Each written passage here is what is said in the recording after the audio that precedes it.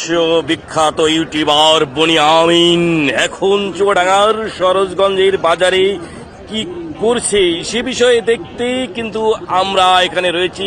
প্রিয় দর্শক, দেখা যাক বনি আমিন ঘুরে ঘুরে কি করে সেটা আমরা একটু দেখব।